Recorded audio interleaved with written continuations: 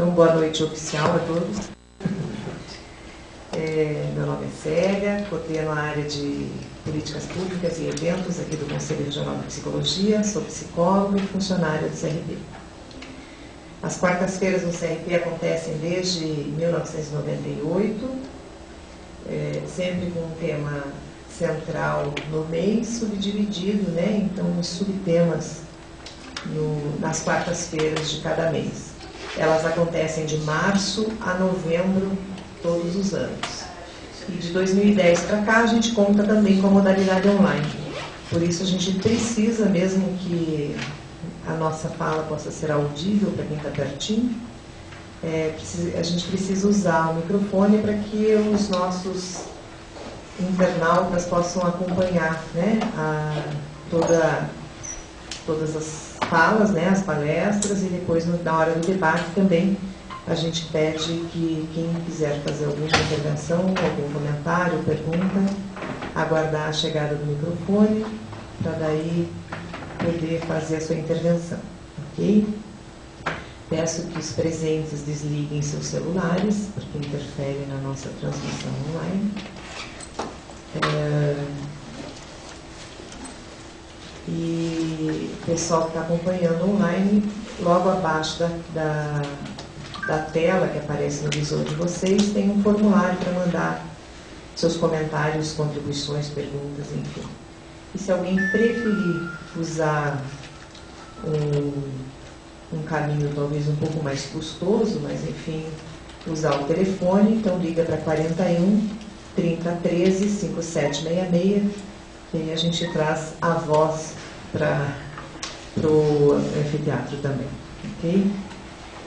Bom, para hoje então vamos falar de crianças e adolescentes, do abuso à escuta.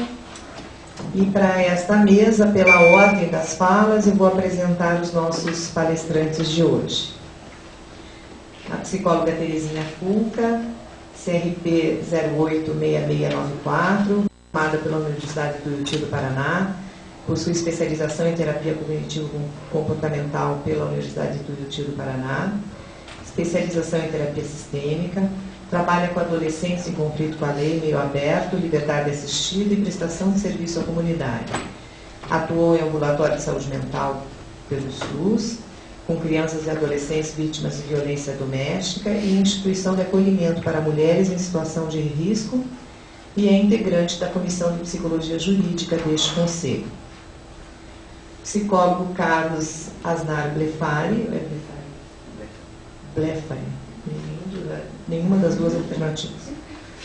CRP 08 14182, ele é psicólogo clínico e forense, pós-graduado em psicologia clínica pela Universidade do Uti do Paraná, é mestrando em psicologia forense, também pela Universidade do Uti, desenvolvendo pesquisas sobre a utilização do protocolo de entrevista investigativa, NICHD, na avaliação de casos de abuso sexual infantil, sob supervisão da doutora Maria da Graça Saldanha Padilha. E a doutora Maída Lobo dos Santos, que é advogada, né, assessora jurídica da Defensoria Pública do Paraná, lotada no Sense Curitiba, é vice-presidente da Comissão da Criança e do Adolescente da OAB Paraná, e é especialista em processo civil contemporâneo e mestrando em psicologia forense. Os três que estão à mesa também têm participado do grupo de trabalho que discute a questão da escuta, né?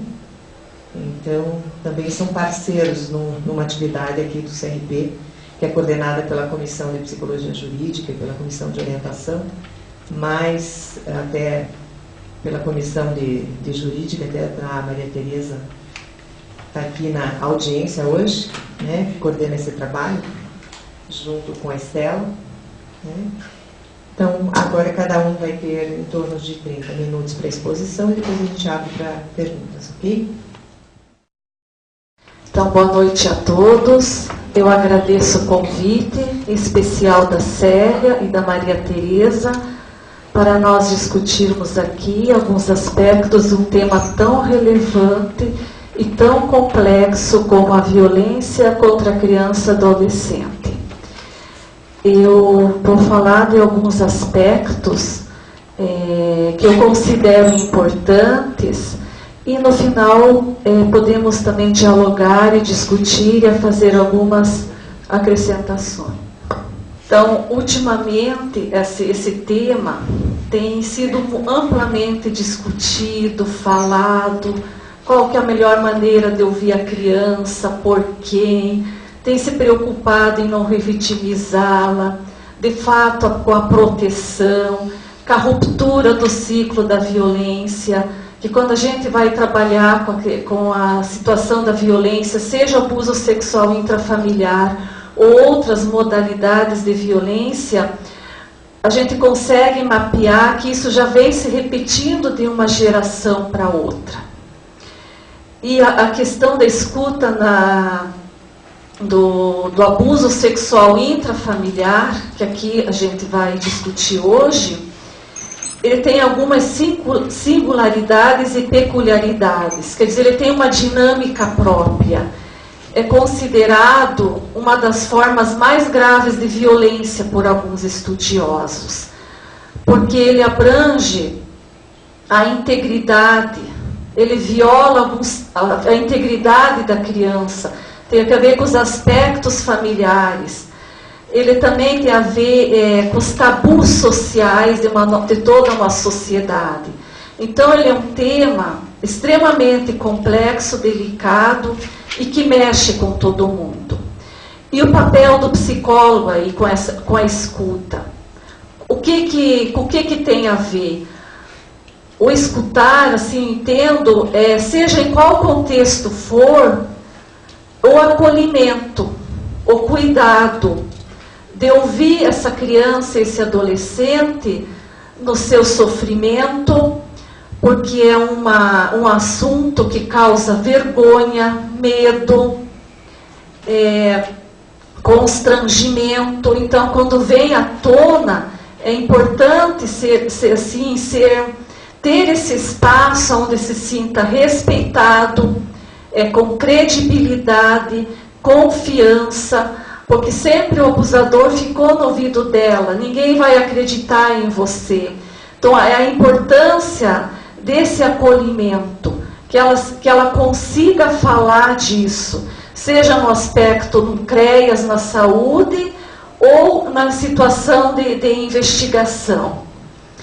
E também ele abrange os aspectos legais, protetivos, familiares, psicossociais, as consequências comportamentais, psíquicas, emocionais, entre outras.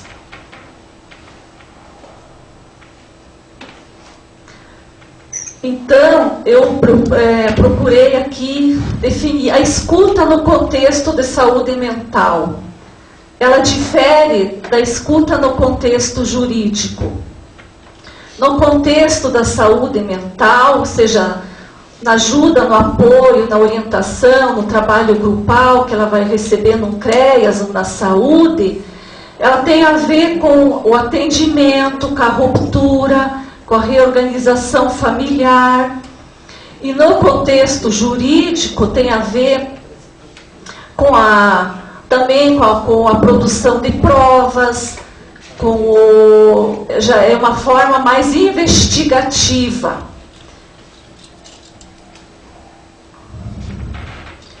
E também no contexto da saúde mental, é importante, penso eu, o profissional não esquecer que ele está num contexto onde já está atendendo a família, criança, adolescente, não perder de vista se ela está protegida, cuidada, se ela não corre risco, porque não é incomum quando a gente trabalha no atendimento direto na ponta, muitas vezes tem que precisar recorrer aos órgãos de proteção, como ao Conselho Tutelar e ao próprio Ministério Público.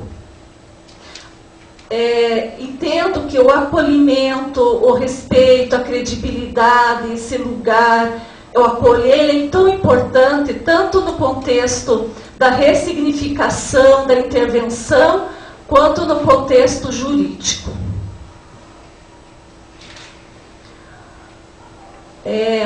Eu trouxe uma definição da OMS do abuso infantil e dos maus tratos.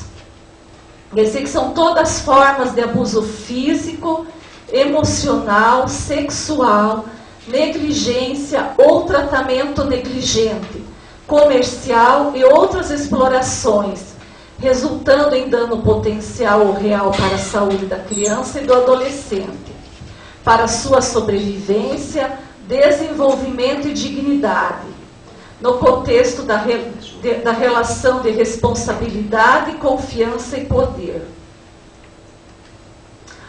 Agora, do abuso sexual mais específico. Existem outros autores, outras definições, umas mais completas, outras mais restritas, mas não muda muito.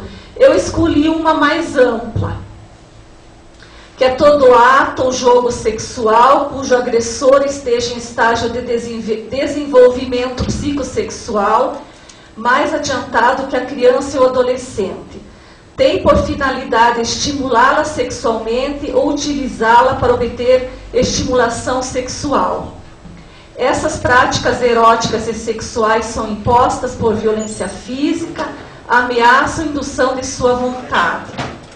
Pode variar desde atos em que não existam contatos físicos, mas que envolvem o corpo, como assédio, voyeurismo, exibicionismo, diferentes tipos de atos com contato físico, sem penetração, como sexo oral, intercurso interfemoral, ou com penetração digital, com objetos, intercurso genital ou anal.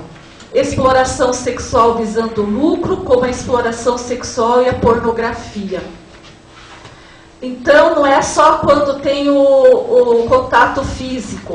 Quando eu atuei diretamente com as crianças, parece, assim, as mães vinham e diziam com muita... Mas o exame de IML deu negativo, doutora.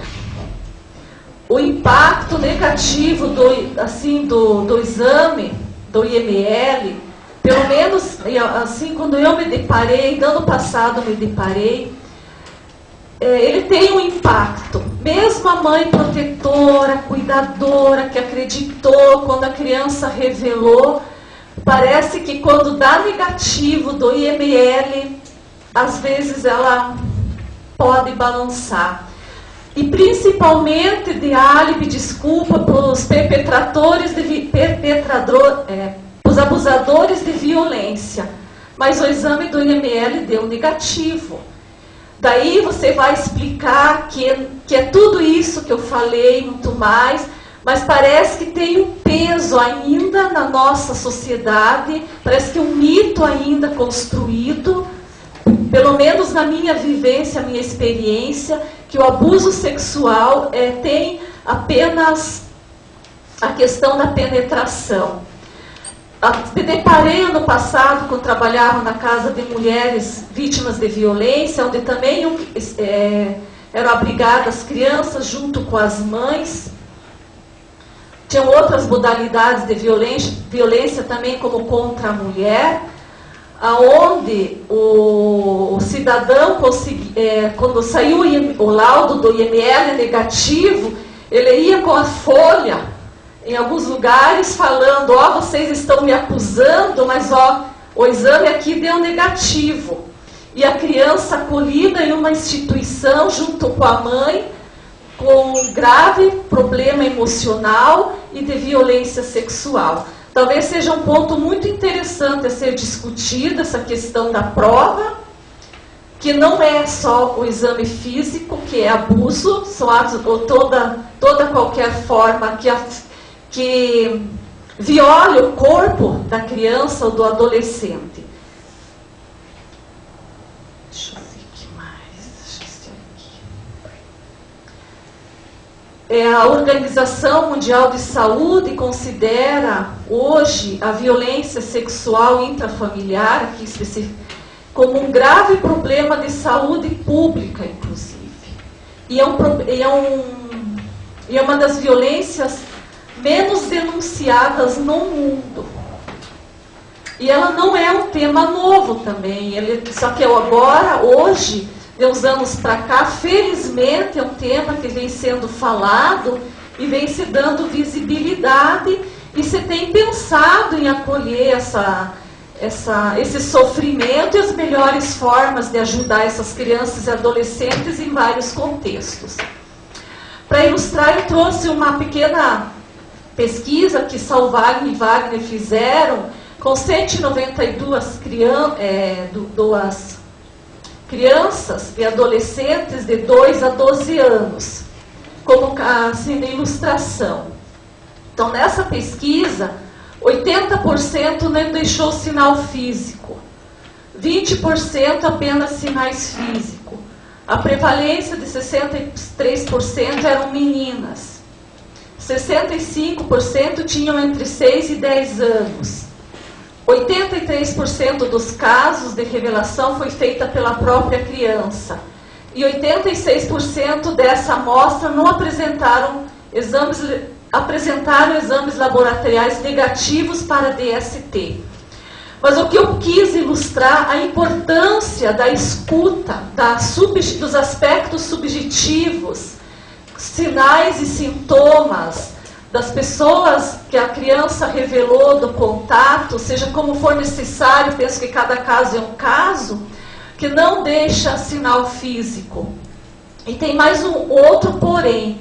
A criança e o abusador são a única testemunha. Esse que é o grande ponto, penso eu.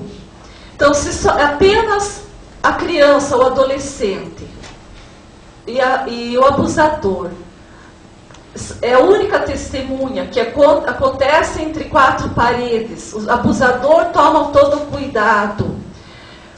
Então, na questão jurídica aqui está um grande ponto, um assunto bastante complexo, porque a justiça, para responsabilizar, ela precisa de materialidade de prova.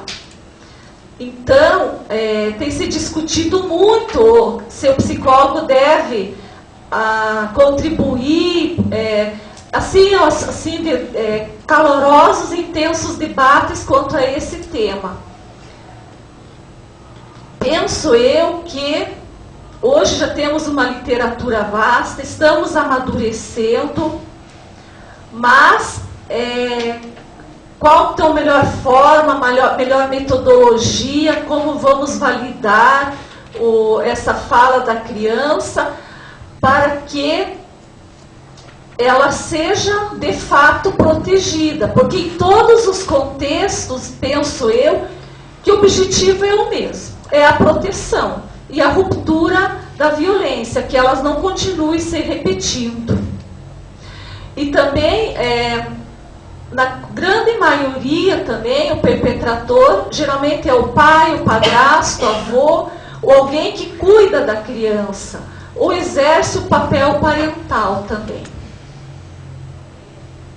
Por isso que é um tema tão complexo e tão delicado, porque ele viola o que tem de mais sagrado, que é a família.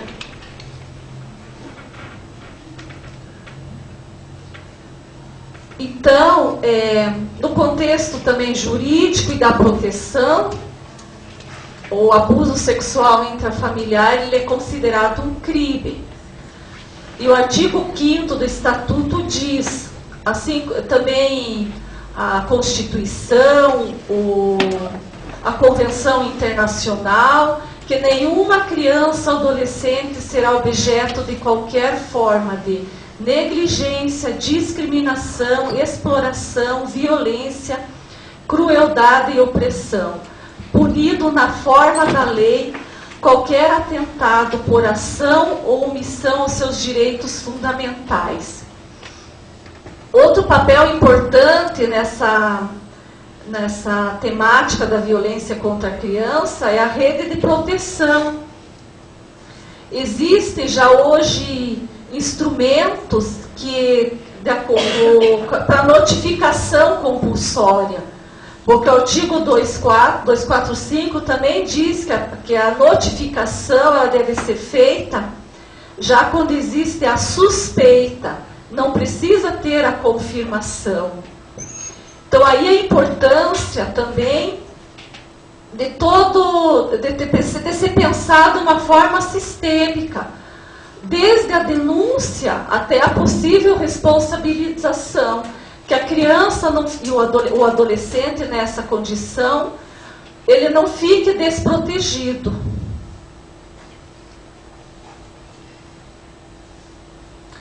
Agora vou entrar nas características mais específicas do abuso sexual intrafamiliar. Então, segundo Furnes e outros autores, tem a síndrome do segredo para a criança e a síndrome da adição para o abusador. Então, o que seria a síndrome do segredo? É o que mantém por anos o abuso, onde o abusador faz ameaças, solicita para que a criança não revele o abuso, mantido às custas de barganhas e ameaças com a vítima. A criança, adolescente, eles também sabem que alguma coisa errada está acontecendo com ela. Mas em função de todas essas ameaças, ele fica aprisionado. E em alguns casos pode demorar muito tempo para ser revelado. Principalmente os casos intrafamiliares, a literatura tem mostrado que eles demoram bem mais tempo para serem revelados. Que crianças assim mais velhas ou adolescentes também demoram mais tempo para fazer a revelação. Porque quanto maior, ele se sente também assim responsável e culpado de ter permitido. Por que não interrompeu? Por que ele não evitou o abuso? E a síndrome da adição seria o comportamento compulsivo do descontrole e impulso diante do estímulo gerado pela criança. Ou seja, o abusador, por não se controlar, usa a criança para obter excitação sexual e alívio de tensão, gerando dependência psicológica e negação da dependência. Então ele também sabe que ele está fazendo uma coisa que é errada e que é crime. E também, em virtude disso, vai tomando algumas precauções. Em virtude disso, é solicitado o segredo para que não revele. E as ameaças não é qualquer ameaçazinha, vou te bater alguma coisa, vou te dar um castigo. É ameaça à integridade da criança e do adolescente. Ou a integridade da pessoa mais próxima, como a mãe. Ou falas, ninguém vai acreditar em você. E entre outras coisas. Imagine, é muito para uma criança, alguém não vai acreditar. E eu não sei, com essas repetições de ser ouvida, ainda bem, legal que isso começou a ser questionado. Diz as pesquisas que no Brasil, em média, 3 a 6 vezes ela fala em diferentes instituições e lugares. Será que isso não vem assim a confirmar que de fato ninguém está acreditando? Por que está perguntando tanto sobre o que está acontecendo e nada tem às vezes acontecido? Às vezes ele está na casa. É um ponto que eu coloco para nós pensarmos. A síndrome do segredo, eu tenho lembrado, estou me lembrando assim, como ela pode ir se perpetuando. Estou lembrando assim de uma mulher adulta já, que foi abusada por anos pelo pai, e acabou tendo uma filha. E ela estava num conflito porque a filha estava perguntando quem era o pai. Então, veja, um segredo que vai levando outro segredo, que pegando outro conflito. Então, como a coisa não se resolve, às vezes, assim, tão rápido. Então, a denúncia, assim, ela é importante que ela tenha todo esse contexto sistêmico, porque o jurídico protetivo precisam, assim, estar também integrados, porque um não invalida o outro, ao contrário, um precisa somar ao outro. E a síndrome da acomodação ela tem uma questão importante para a manutenção do silêncio, aonde adapta-se à situação abusiva, uma vez que sua opção é aceitar e sobreviver. Quer dizer, não tem saída, tentou revelar, ninguém acreditou, você está inventando, é mentira. E esses casos, muitas vezes, são revelados muito mais tarde na vida adulta. Quando eu fazia ambulatório em 2000 a 2005, de saúde mental, na época me chamava muita atenção o número de mulheres adultas que estavam lá em tratamento, com quadros de depressão, algumas com transtorno afetivo bipolar, e que numa altura lá da terapia revelaram ter sido vítimas de abuso na infância ou na adolescência. E o que me chamava muita atenção que aqueles casos que não receberam nenhuma proteção, pelo menos que ninguém acreditou, principalmente a pessoa como a mãe, a pessoa mais próxima, ela tinha a questão do sofrimento mais grave na questão do transtorno psiquiátrico. Assim como também a literatura mostra a predisposição, a tendência de ter 4 vezes mais, se eu não me engano, o causa de problemas psiquiátricos na vida adulta. Então, como é importante, assim, alguém acreditar e ouvir o que ela está, do que está acontecendo com ela e de alguma forma tentar proteger.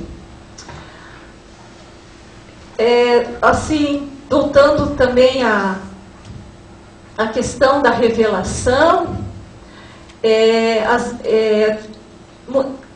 muitas vezes a família também tenta ela mesma evitar que os abusos continuem. Eu lembro exemplificando um caso, onde a irmã começou a sofrer uns abusos com os 14 ou 13 anos. Ninguém duvidou, nem a mãe, nem o irmão mais velho, nem o mais novo. E na tentativa que o pai não abusasse da irmã, o irmão protetor levou que ela fosse ela foi dormir no quarto dele. Eles tentaram colocar à noite uma tramela, ela dizia uma tramela, para que ela se sentisse protegida. E não conseguindo evitar que os abusos acontecessem, porque daí tinha outro local onde eles aconteciam, tem aquele ritual de entrada e saída, onde o Funes também fala. Na sequência de 1 ano e meio depois, o irmão, ele ajudou com que a mãe fosse até a escola para que eles fizessem a denúncia do que estava acontecendo. Então, como é importante essa coisa da denúncia e que a família tenta, muitas vezes, como é um assunto que causa vergonha, medo, mancha a questão familiar, quer dizer, eles tentam muitas vezes. Então, exemplificando nesse caso, eu quero chamar a atenção como a importância, quando há uma suspeita de uma notificação, e ter todo o aparato legal e de proteção para que possa acolher e dar os devidos encaminhamentos. Então, segundo a Lagia, a revelação também ela tem umas características próprias. Ela pode ser proposital, abuso verbalizado intencionalmente, acidental, detectado por um observador em decorrência de evidência física ou sintomas. Aqui eu leio assim um caso de uma menininha que foi abusada por alguém bem próximo da família, e ela ficou tão mal que a mãe precisou levá-la ao médico, porque ela não falava coisa com coisa, como a mãe dizia, ficou muito mal. E o médico sensível do que tinha acontecido, chamou o conselho tutelar.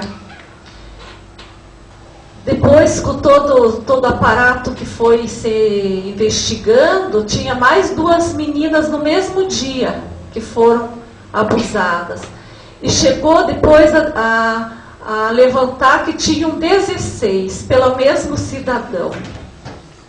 Então, também assim, não é incomum quem trabalha direto, que o perpetrador tenha mais de uma vítima.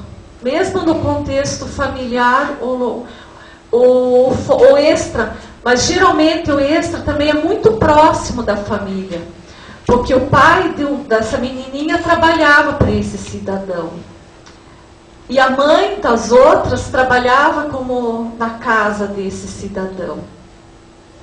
Pode também ser iliciada, ocorrer em virtude de uma entrevista investigativa.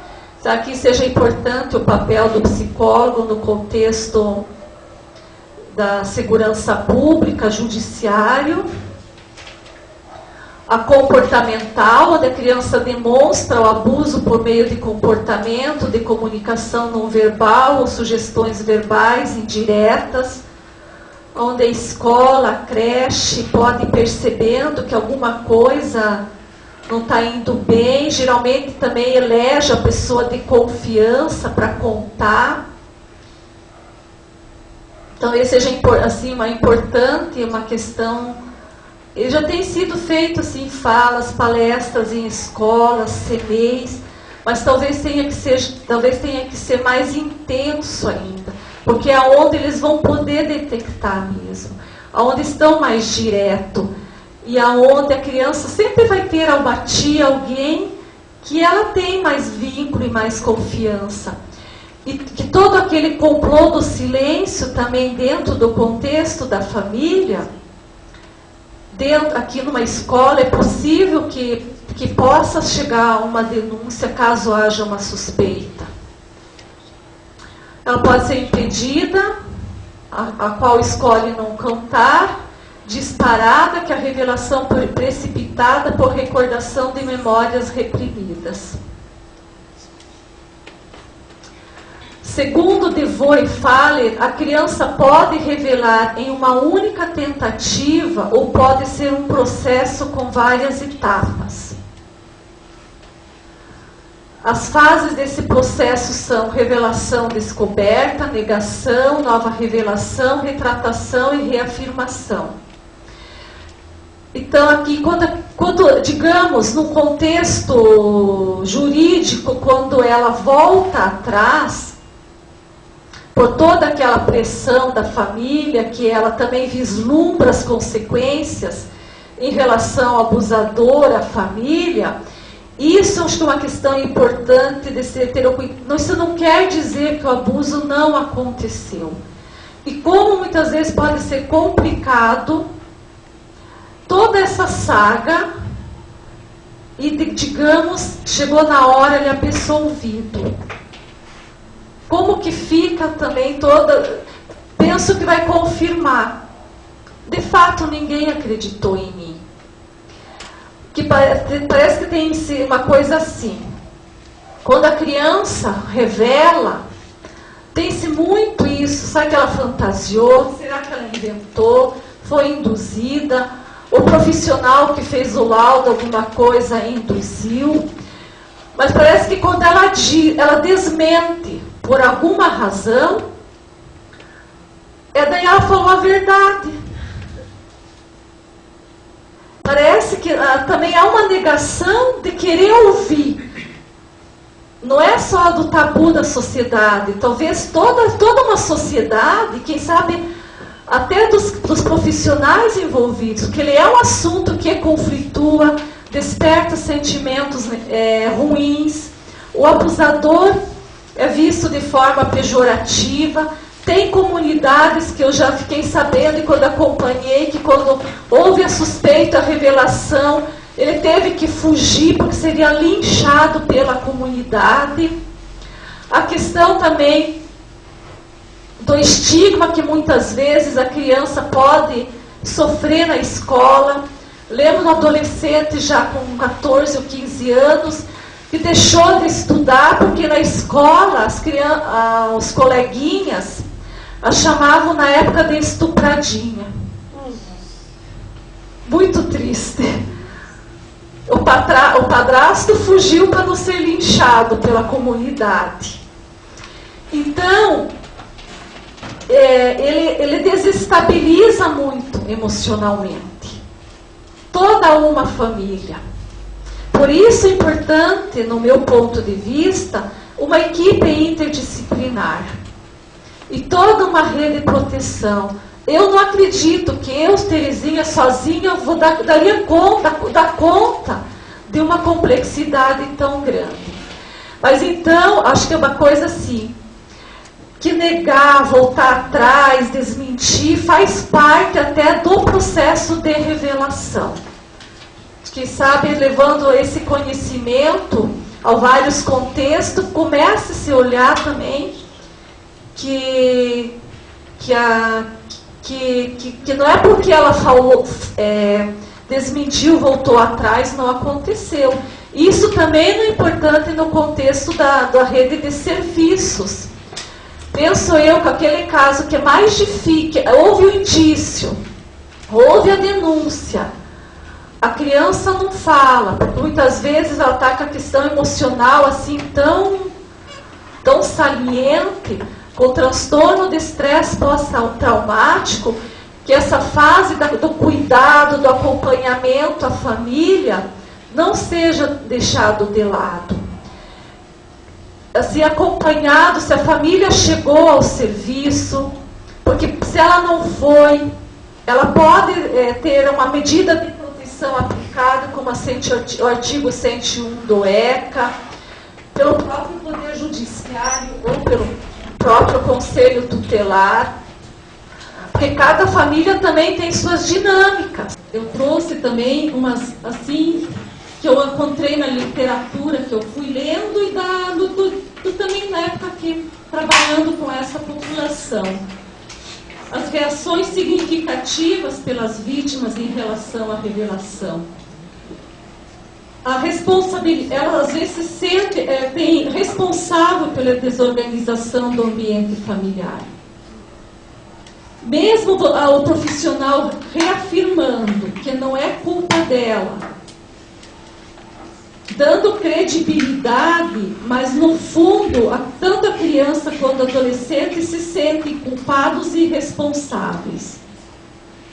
Medo que o abusador cumpra as ameaças. Naquele caso da menininha que eu falei, que teve 16 casos, felizmente, nesse dos poucos, ele foi preso.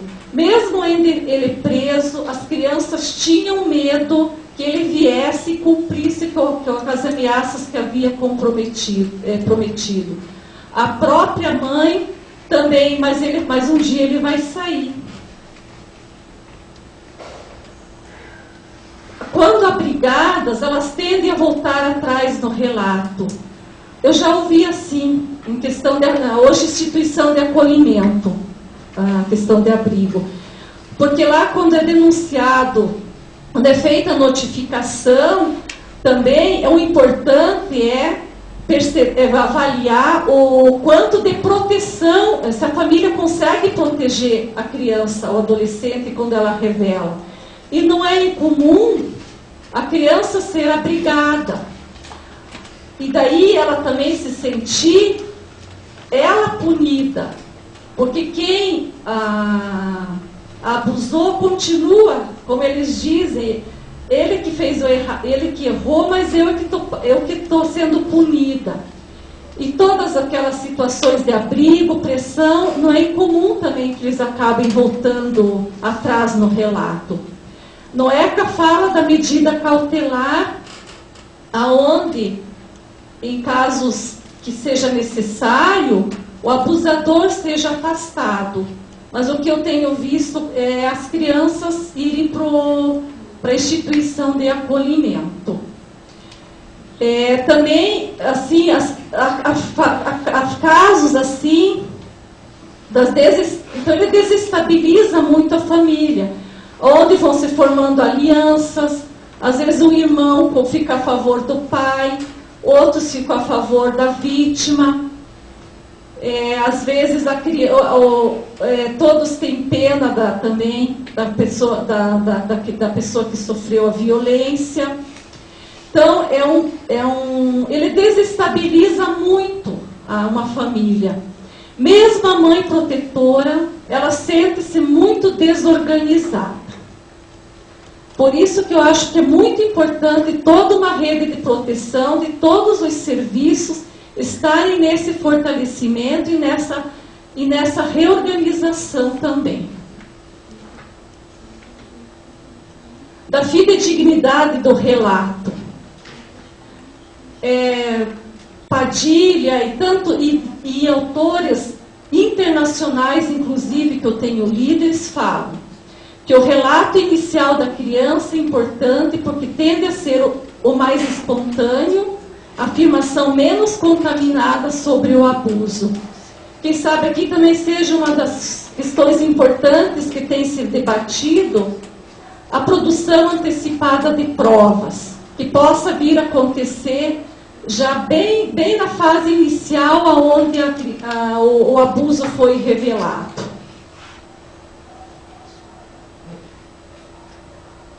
Então, o que eu queria passar é isso.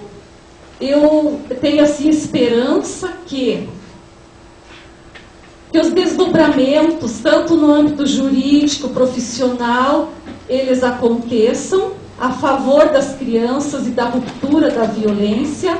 Também que nós tenhamos assim, os índices de prevalência com dados mais concretos, que mesmo tendo aumentado bastante a questão das denúncias, sabe-se que é um número muito abaixo e irrisório do que de fato tem acontecido.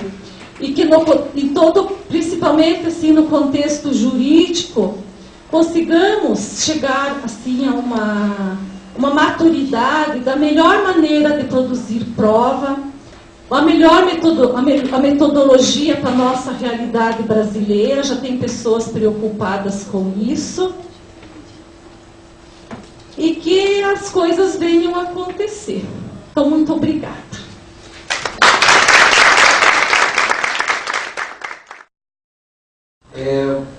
Primeiro, eu gostaria de agradecer a oportunidade de estar aqui conversando com vocês sobre esse tema tão importante e, ao mesmo tempo, tão difícil para nós psicólogos lidar com isso. E, infelizmente, eu creio que todos, se não vivenciaram essa experiência ainda, vão vivenciar um relato de alguma criança ou até mesmo um adulto, que é o mais comum, revelando uma situação abusiva. Então, o que a gente pode fazer quando isso acontece? Como que a gente vai reagir, né? Eu vou falar um pouquinho sobre prevenção para vocês. Então, assim como a Terezinha deixou bastante claro, o abuso sexual é um dos causa bastante consequência negativa para as vítimas e é um dos crimes menos denunciados no mundo. Isso em consequência do estigma social que vai acarretar para a vítima, porque hoje em dia ainda o abuso sexual é um tabu na nossa realidade. Uma vez estava dando uma aula e um aluno comentou a respeito de que não é tabu, acabou sendo exagerado, tem uma exposição da sexualidade exagerada. Só que eu creio que isso é feito de forma bastante errada pela mídia e não é falado sobre sexo de uma forma saudável, mas a gente encontra exposições desnecessárias disso na TV ou em outros meios, né? Então, um dos motivos dessa dificuldade da denúncia é a estigmatização da vítima, o temor que a vítima sente do agressor, como a Terezinha comentou, as complicações relacionadas ao abuso intrafamiliar. Por exemplo, uma criança que acaba acusando o pai, por exemplo, de um abuso intrafamiliar, e ele é o provedor da família. Como que vai conseguir manter as questões socioeconômicas dessa família como um todo? Então, existem inúmeras definições de abuso sexual na literatura. A que a Terezinha trouxe é bastante abrangente, creio eu, mas, de uma forma geral, elas tratam da questão do poder do abusador em relação à vítima e a presença da penetração ou não relacionada ao exibicionismo, ao voyeurismo, entre outras formas de abuso sexual. Então, justamente por existir várias definições na literatura, é bastante complexo encontrar uma prevalência, é muito difícil achar isso na literatura. Então esse estudo aqui de 2011 eu acho bastante interessante porque ele realizou uma meta-análise. O que é uma meta-análise? Quando você tem vários trabalhos de prevenção em vários locais e você reúne todos esses dados que você coletou e refaz a análise estatística. Então isso vai dar um valor geral, totalizando toda aquela amostra que eles, somando toda aquela amostra que estava presente. Então essa meta-análise, ela encontrou 217 publicações entre 1980 e 2008 sobre a prevalência no mundo do abuso sexual, envolvendo todos os continentes. Ou seja, as populações, a amostra que foi encontrada, ela se refere a um total de 9.911.748 pessoas, que é uma amostra gigantesca, né? O que isso aqui chegou à conclusão desse trabalho? Que a prevalência mundial do abuso sexual é 11,8%. É assustador se a gente parar para pensar aqui, né? Em 10 pessoas, pelo menos uma foi abusada, né? Para as meninas, 18%, e para os meninos, 7,6%. Existe uma certa confusão de que meninos são menos abusados, mas na verdade há uma dificuldade muito maior de se notificar um abuso sexual por parte do menino do que pela menina, porque até um relato que foi feito num congresso há anos atrás de uma pesquisadora canadense, a Alison Cunningham, ela comentou o caso de um menino que foi vítima de abuso sexual e quando ele chegou na adolescência ele acabou engravidando várias mulheres em consequência disso, para mostrar que ele era numa sociedade homofóbica, que ele era heterossexual. Então é uma questão bastante complicada isso daqui. Como eu disse anteriormente, esse trabalho envolveu todos os continentes. E o que a gente chegou? Uma das conclusões desse trabalho, quando você vai analisar lá os dados que ele traz, que o continente que apresentou um menor número de estudos é a América do Sul. Nem se compara, não lembro agora os dados certos, com a América do Norte e Canadá. Então, no Brasil em especial, não existe nenhum estudo de prevalência de abuso sexual até o presente momento. Então, a ANPEP, Associação Nacional de Pesquisa e Pós-Graduação em Psicologia, desenvolveu um grupo de trabalho que vai realizar essa tarefa agora de fazer a prevalência no país. Então, vários pesquisadores de vários estados estão envolvidos nisso. Esse aqui é um estudo bastante interessante, que apesar do que a gente encontra na mídia, o que é relatado por inúmeros locais, o abuso sexual ele está diminuindo conforme o passar dos anos, e não aumentando como a gente imagina, né? A cada dia está pior.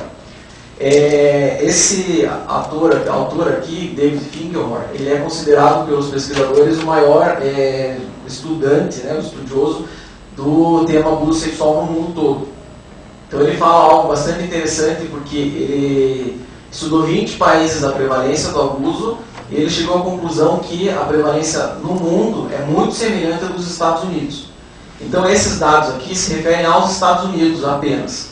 E o que a gente pode observar aqui? Do ano de 1990 ao ano de 2004. Tá? Aqui nós temos o primeiro como negligência. Você pode ver que tem aqui ele coloca menos 6%. Aqui o abuso físico, também ele decai. E o abuso sexual ele também, menos 49% desde o primeiro dado. Então está diminuindo. Ele atribui algumas causas alguns motivos para isso. Dentre inúmeros motivos lá descritos, eu achei interessante trazer para vocês esses daqui. A prosperidade econômica. Isso não quer dizer que pessoas que não têm tanto dinheiro, que são mais pobres, são vítimas de abuso sexual, consequentemente, têm um índice maior. Muito pelo contrário. Na verdade, a gente fala aqui prosperidade econômica como condição de saneamento, como condição de saúde. Essa que é a grande questão. Então, e é muito frequente em pessoas que têm uma boa condição financeira também. O aumento da prisão de infratores reduziu também o abuso sexual. Eu vou falar isso aqui mais adiante. O aumento dos agentes de intervenção social, no caso a gente pode citar as prevenções. mudança das normas e práticas sociais, e a psicofarmacologia, o tratamento de alguns transtornos associados. Então, aqui tem algumas formas de você se desenvolver, dicas, né, de você se desenvolver um programa de prevenção. Em primeiro lugar, é fundamental que você respeite a criança e todos os membros de sua família. A cultura dela é planejar um serviço sensível, respeitando o desenvolvimento da criança. Em segundo, é importante você ouvir sempre as crianças e os adolescentes, avaliando ela, os pais e a percepção do problema como um todo. Não adianta você estabelecer um programa de prevenção e aplicar em qualquer lugar ele, porque o público varia. Então você sempre tem que ver a realidade dessa população, a realidade do problema em si.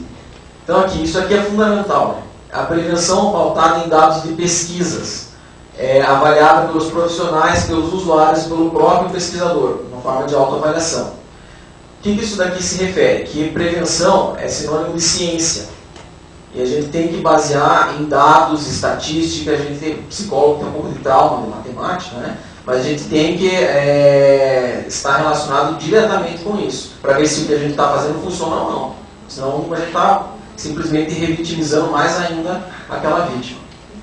Avaliar o efeito do programa de prevenção desenvolvido, se ele teve efeito ou não, e é importante uma visão sistêmica e ecológica do problema. Esse sistêmico aqui eu não me refiro à questão de abordagem, mas a um foco mais, vamos pensar na questão do sistêmico de física, né? Você tem vários pontos de vista diferentes na mesma questão.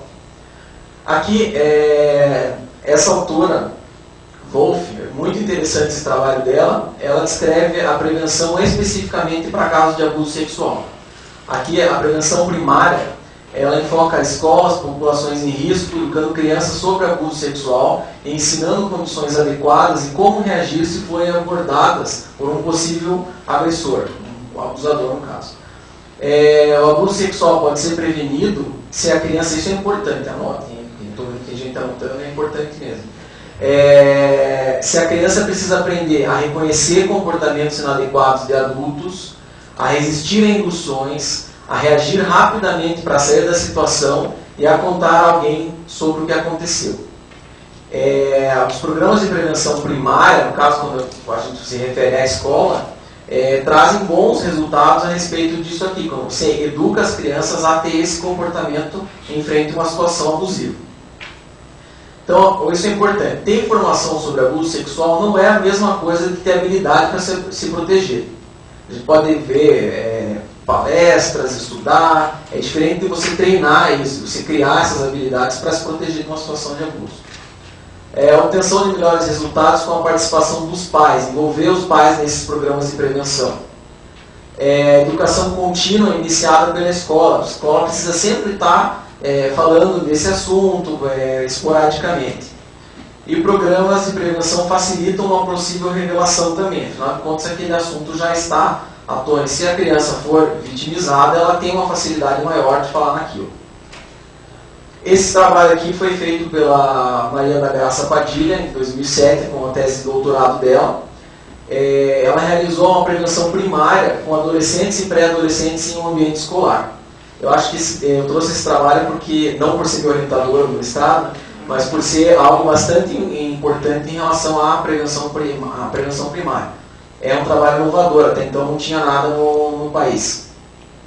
Então aqui, ela trabalhou com o quê? Com uma comunidade de baixa renda na região metropolitana de Curitiba, e participaram desse trabalho aqui 62 estudantes de sexta série entre 11 e 16 anos. Envolveu 63 familiares. Então teve duas etapas desse trabalho. A primeira etapa foi o levantamento sobre as concepções dos pais sobre o abuso sexual e como que essa informação deveria ser passada a seus filhos. Em um segundo momento, foi realizada uma intervenção, foram feitas 10 sessões semanais de 1h30 cada uma delas, sendo que foi feito em pequenos grupos com 15 participantes em cada um deles. E procurou ter ênfase nos conteúdos que os pais demonstraram menor conhecimento. Então, o que ela fez? Ela apresentou trechos de filme, histórias dirigidas, apresentação de teatro, discussões nessa intervenção. O repertório trabalhado, o que era? Discriminação de sinais de risco do abuso sexual, responder assertivamente ao possível agressor, sair da situação e contar a um adulto confiável o que estava acontecendo. Olha os resultados. Em relação à informação sobre o abuso sexual, 42 crianças responderam esse dado. Ele é significativo. Então, o que foi feito? Ela avaliou, deu uma nota de 0 a 10 nesses questionários, e a média aqui que é apresentado disso. Então, no pré-teste, o que ela fez? Uma semana antes de iniciar a intervenção, ela aplicou um questionário diferente daquele dos pais, específico para as crianças, avaliando isso daqui. Tá? E a média a nota que as crianças receberam foi 5,71. O pós-teste foi realizado imediatamente após a intervenção. Ele obteve a média de nota de 9,1. O follow-up ele foi feito 18 meses após a intervenção e obteve o resultado, a média de 7,91. A gente pode observar que se mantém, então, um conhecimento aqui do inicial. Em relação a discriminar situações de abuso sexual, mesma coisa. Sobe, decai um pouco, mas se mantém maior que o primeiro. Dizer não, deixar a situação, novamente, sobe e se mantém. Denunciar abuso sexual também. Então, vocês podem observar que funciona e que tem como a gente ensinar isso para a criança. Segundo momento, agora eu vou falar um pouquinho da prevenção secundária do abuso sexual. Eu acho que tem um pouco mais relacionado à questão aqui do grupo de falar sobre a escuta. Então, a prevenção secundária, ela trata da prevenção com foco na redução do estresse causado pelo sistema de justiça, a revitimização. Como a Terezinha bem disse anteriormente, a criança necessita falar de 3 a 6 vezes no país, aqui no Brasil, sobre o que aconteceu com ela. Isso para a polícia, para o professor, até chegar a uma instância final. Em 22 países que adotam alguma forma especial de escuta para a criança, somente o Brasil apresentou esse dado. Todos os outros países ficam entre uma vez que a criança precisa relatar e 2 no máximo numa fase processual daí. As crianças que não revelaram a situação do abuso imediatamente, 2/3 são abusadas novamente. 1/3 sofria abuso de forma regular e crônica. Isso aqui é um estudo realizado, voltei aqui, é um estudo realizado pela Alison Cunningham que eu citei anteriormente. Existe um trabalho de mestrado que está sendo realizado lá na Tuiuti também, da Maria Rafart da Graça, Maria da Graça Padilha, que é a capacitação do psicólogo para lidar com a situação de abuso sexual infantil. Isso aqui ele está entre uma prevenção secundária e uma prevenção terciária, que eu vou falar mais para frente. Mas ele vai explicar, ensinar os psicólogos a como lidar com uma situação, caso exista uma revelação no seu consultório. Como se faz uma denúncia, como você se protege disso, certo? As crianças, o medo da revelação. 28% acreditavam ter medo de serem machucadas ou mortas. 17% achou que ninguém ia acreditar nelas. E 10% temia o sofrimento provocado nos membros da família quando soubessem da situação. Existe um papel fundamental na punição dos agressores. Primeiro, motivação clara para interromper o abuso e prover segurança para a criança. Eu acho que isso é fundamental. Muitas vezes o psicólogo fica com receio de fazer essa denúncia, até a Marita vai falar posteriormente nisso, mas é justamente o grande problema. Você pode estar consentindo com um abuso que vai continuar por anos ali. Então é importante isso daqui. A punição faz com que o abusador pare, obviamente, e você vai prover a segurança para a criança. Índices de punição refletem socialmente a noção de que tal comportamento é ilegal, inadequado e passível de punição. Programas de tratamento de agressores reconhecem a importância de se trabalhar em parceria com o sistema de justiça para uma maior adesão. Olha, tratamento de agressor, isso é bastante interessante. Por quê? Pedofilia não é crime. Pedofilia é um transtorno sexual, uma parafilia. Ele pode ser pedófilo, mas ele pode não cometer o abuso sexual. Então isso se trata e não vai ser preso. Agora, quando ele chega ao ato em si, aí ele está cometendo um crime. Então se tem a possibilidade aqui do tratamento do agressor. Não é simplesmente puni-lo e acabou por aí. A gente não educa absolutamente nada e ele vai voltar a fazer. Se os procedimentos legais forem adequados, tal envolvimento pode ser terapêutico para a criança, por ajudar a desenvolver o senso de domínio da experiência traumática. Então ela sofreu um trauma, ela acabou tendo uma punição, aquele agressor, e ela tem esse senso de que ela conseguiu se defender, de que ela teve essa possibilidade, um domínio do trauma dela, né? Esse aqui é o meu trabalho de mestrado, é a avaliação de um protocolo de entrevista investigativa. Esse protocolo aqui, até a Graça já comentou isso em Foz do Iguaçu, sobre esse trabalho. Os protocolos de entrevista, o que é? Deixa eu explicar melhor para vocês isso. Quando a criança é recebida em algum órgão em especial, ela passa por uma entrevista. Essa entrevista tem o foco a revelação do abuso. Só que muitas vezes ela é feita inadequada. Por exemplo, com questões fechadas. Você foi abusada? A única possibilidade de resposta é sim ou não. Esses protocolos, eles tentam estabelecer um número bastante amplo de questões abertas, evitando a presença de falsas memórias, aumentando a credibilidade no relato dessa criança. Esse protocolo aqui, ainda não é validado para o país, então eu estou avaliando qual o funcionamento dele aqui. Ele já é bastante conhecido nos Estados Unidos, em Israel e em Portugal. Ele dita linhas gerais para o desenvolvimento de uma entrevista investigativa, e o objetivo do protocolo é diminuir a revitimização através da produção de prova e a sugestionabilidade, falsas memórias. Então o que acontece? O psicólogo treinado para trabalhar com esse protocolo aqui vai produzir um laudo que vai ter o mesmo efeito dos laudos médicos. Que o médico faz um laudo dizendo que a criança foi vítima de abuso sexual. Na justiça isso não é questionado. O psicólogo faz um laudo e o psicólogo é questionado por isso. Então o psicólogo tem que assegurar, tem que passar a valorizar mais a sua profissão, o seu papel e ser respeitado dessa forma. Ele está com um laudo feito, não se questiona, porque ele usou um método adequado. Ninguém pergunta qual que é o tipo de exame que o médico fez. O exame de sangue tal, ou usou tal procedimento. Esse procedimento aqui não funciona. Certo? É mais importante a habilidade do entrevistador em buscar informações, a colaboração da criança e a habilidade que a criança tem em expressar a situação de abuso, do que ela lembrar da situação em si. Isso é interessante também. Prevenção terciária do abuso sexual. Trata-se do tratamento. Trata-se de intervenções que buscam diminuir as consequências a curto e longo prazo do abuso sexual em suas vítimas. As consequências podem ser divididas por danos primários e danos secundários. Se não me engano, quem faz essa diferenciação é o Furnes também. Os danos primários do abuso podem ser a curto e a longo prazo.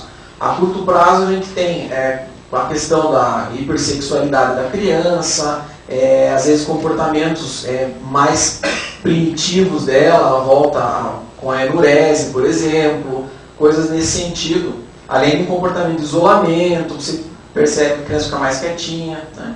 A longo prazo, quadros de depressão, o estresse pós-traumático, índice de suicídio, a multigeracionalidade. Isso aqui é fundamental porque as crianças que são vítimas de abuso sexual têm uma chance maior em também, quando se tornarem adultas, de abusar. Então a gente está falando aqui, se a gente começa a tratar isso, a gente evita futuramente e vai facilitar aquele dado de que o abuso vai caindo. Danos secundários trata-se da revitimização. Às vezes perguntas inadequadas, como escutei uma história uma vez, que eu até comentei lá no grupo de trabalho de escuta, aqui no conselho, de um juiz que questionou a criança se ela havia sentido prazer durante todo mundo olhou assim, se ela sentiu prazer numa situação dessa. Então é um absurdo isso, né? Imagine a criança já tem uma extrema dificuldade em revelar uma situação dessa.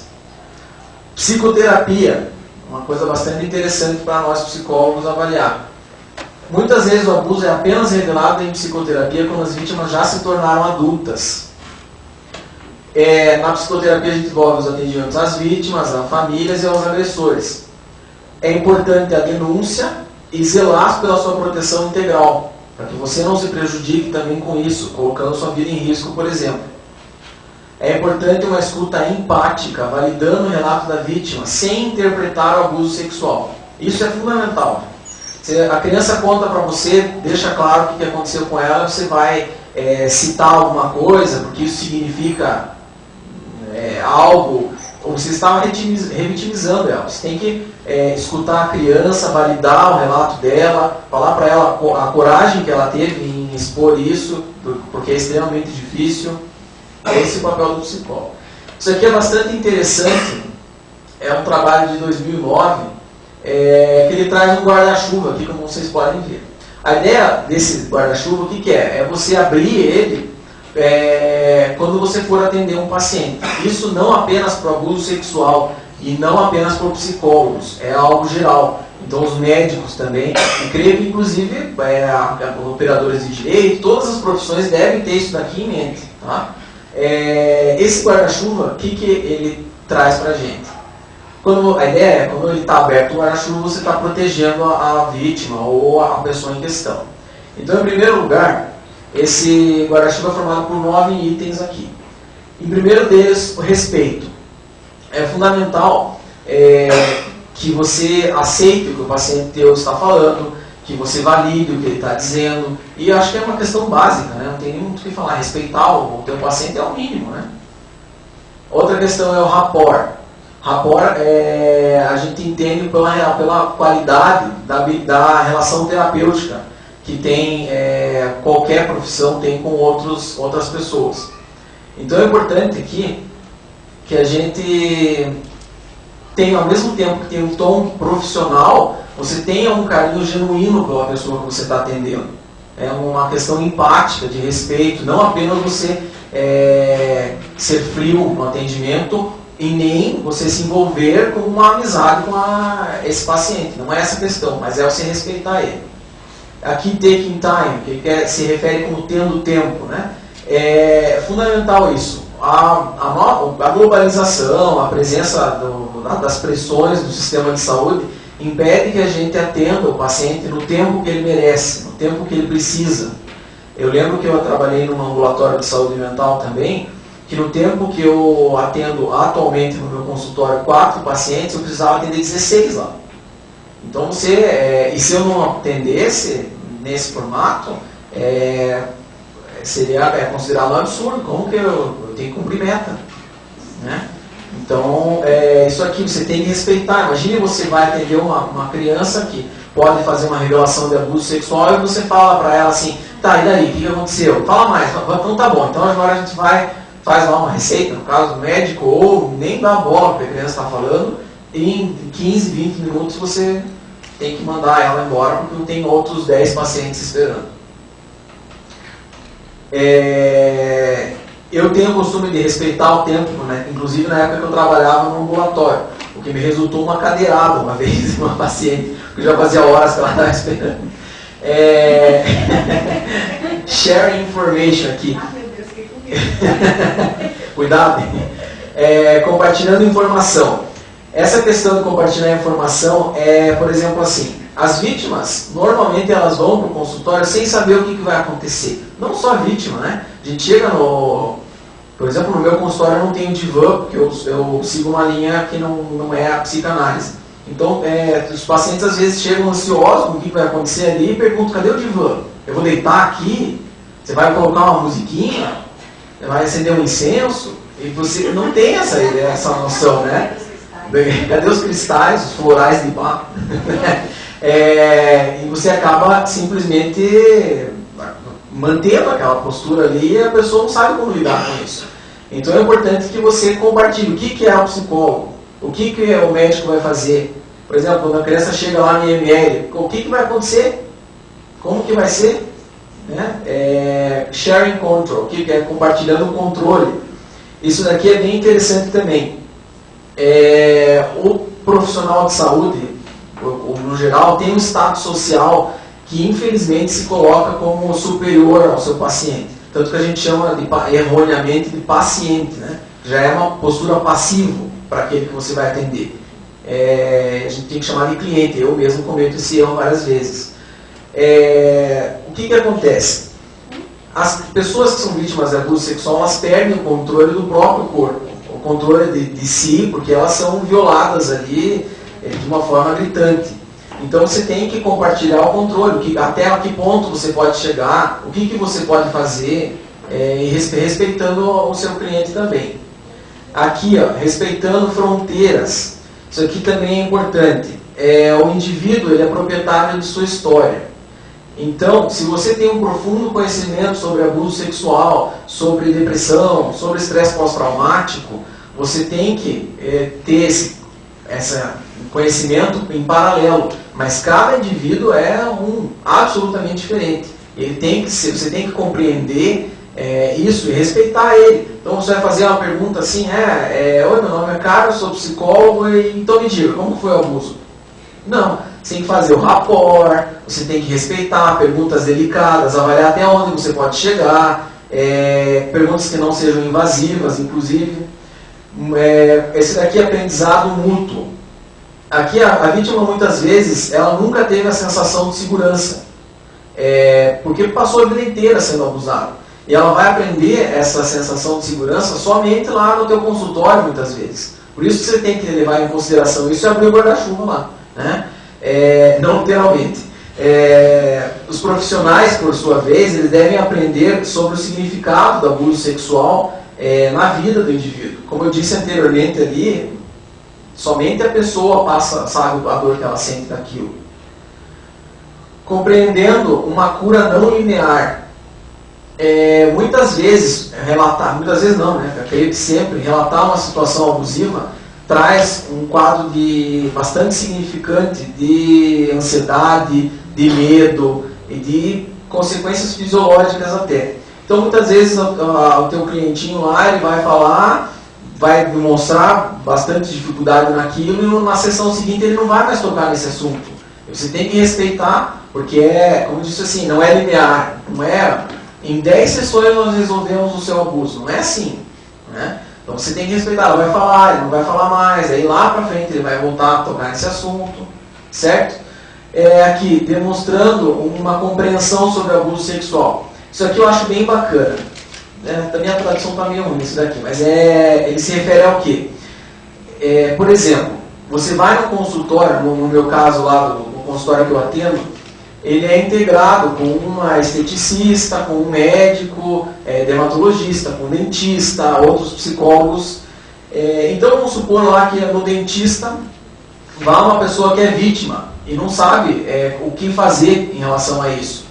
Então às vezes você colocar um panfleto informativo ali sobre o que é o abuso sexual, sobre o que é a vitimização, como que você procura ajuda, como que é o tratamento. Pode a pessoa estar lá na espera e olhar aquilo, identificar que tem uma forma de resolver algo que está incomodando ela, está acompanhando ela. É importante então o profissional demonstrar que ele sabe do abuso sexual. Isso não me refiro a fazer propaganda, né? Como dar panfleto na rua dizendo assim, trata o abuso sexual, ligue, né? Alguma coisa assim. Mas compartilhar informações úteis, né? Uma questão de saúde pública aqui, né? Então, esses 9 itens a gente tem que manter eles sempre em mente. E eles deveriam ser considerados por todos, assim como na medicina em hospitais, por exemplo, como o controle de infecção hospitalar. Que ele tem lá em todos os setores, tem um quadrinho escrito assim, olha, tem que ter esses cuidados, não pode fazer isso, já passou álcool na mão, né? E às vezes eles esquecem desses itens todos aqui, e nós inclusive, né? Certo? Então, eu acho que era isso. Gostaria de agradecer a oportunidade novamente. Eu vou passar a palavra para a Maria.